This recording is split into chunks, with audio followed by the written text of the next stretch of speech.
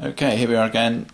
We've cleaned the supply pipe out to the burner base, and this is the burner base in the vise now. Just be careful when you're clamping these up. Don't overdo it with the vise or whatever you're clamping it with.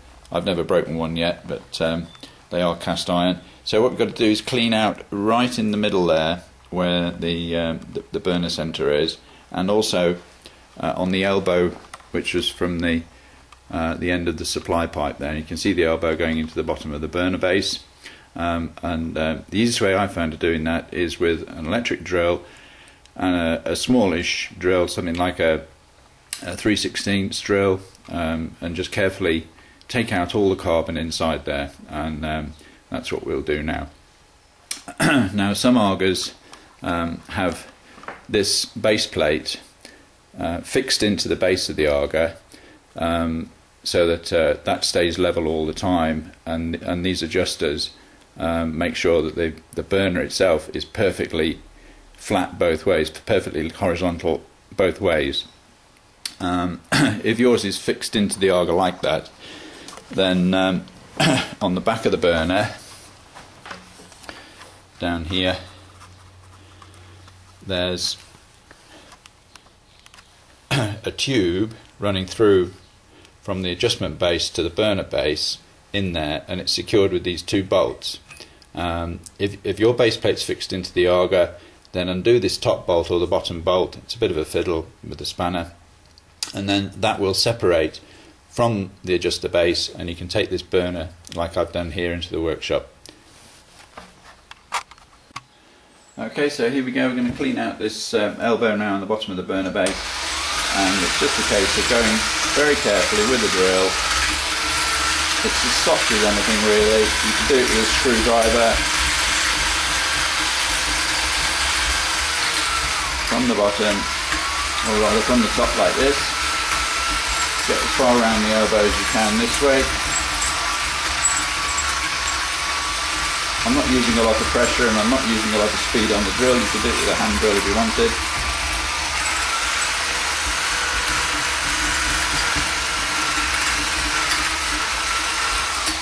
And from the other end, just be careful here that you don't damage the threads going in.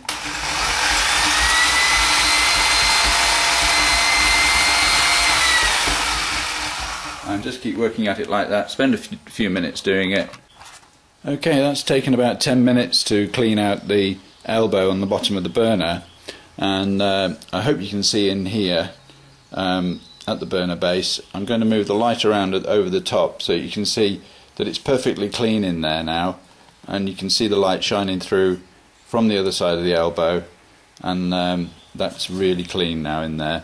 Now what we ought to do every time is clean around the wick base rings. Centre of the burner there are three flutes where the oil passes to the wicks through these little holes there, and we need to clean those out so that they go right through to the burners. That's a bit of a fiddle. Now what I use in there is a broken junior hacksaw blade, which goes inside quite nicely. My burner's not too bad and they don't need doing every time, but it's worth just giving it a clean out anyway. I'll do that now. Okay, let's clean these rings out. Now here's my broken junior hacksaw blade, and all I've done is put a little curl on the end, and the end is flat where I've broken it off, and that's ideal just for cleaning inside here, up these little passages like that. If you turn it over so that it scrapes at the bottom of the passage, then you know you're getting all the junk out of there. So just spend a few minutes doing that on all these passages and in the grooves around there as well. I'll carry on doing that.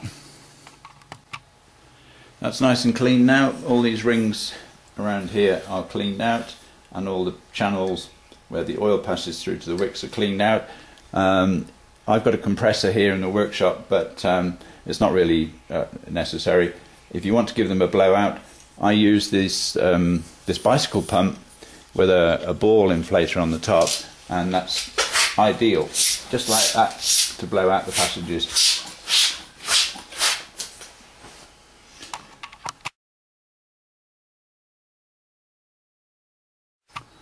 Okay, we're going to reassemble it all now, and here's the PTFE tape I'm putting on the threads. You do this both ends of this pipe and just roll it on in the direction you'd screw it in to the burner base, just like that. You can put as much of this on as you think necessary. My tube's getting a little bit worn, so I do need quite a bit on here, like that. Do both ends. Okay, that's the PTFE on the end of the pipe, threads, done both ends, screw it into the burner base like that. Try and keep it the same way round, keep the pipe the same way round as it came off. Like that, loosely, and I'll clean the elbow out also. That's nice and clean, ready to go back on, so that can go back on.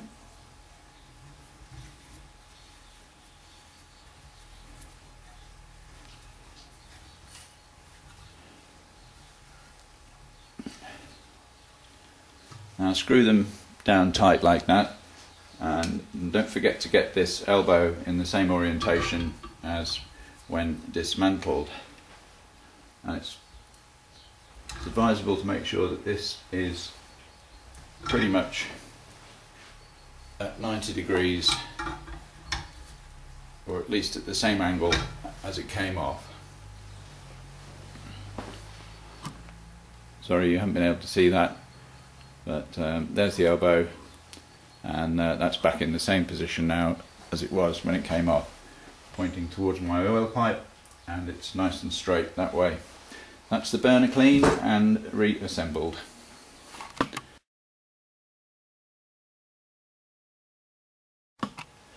So far so good. There we are, the burner's all cleaned out, reassembled. My wicks are well past their use by date. They've done very well. You can buy the wick like this in straight lengths, which is untrimmed, and what you do is just pop it into the burner like that and snip it off to the right length, like that. Now you'll notice there's no cutouts in this. There are cutouts in the old one, so I'll just measure, or at least place this on top and mark out where the cutouts are, and cut those out. There we are, that's that marked out now where I've got to cut it out, and all I'll do is use the tin snips to cut that out. Okay, that's that all assembled. You need about a metre of this this tape, this wick. You can get it anywhere online, there's lots of places. I'm quite fortunate in our little village there's a good DIY shop, they're good ironmongers, and they have it in stock on rolls. If you buy it from an AGA shop, it'll come ready cut out and to go. Some AGAs have just one wick. Those, I think, with water boilers have 2 wicks. So whatever it comes out with, put back the same. And this plug goes on top like that. Make sure it's nice and clean when you put it back on, and that it seems to sit okay. It just sits on there, nothing holds it in except gravity, and we'll put it all back together.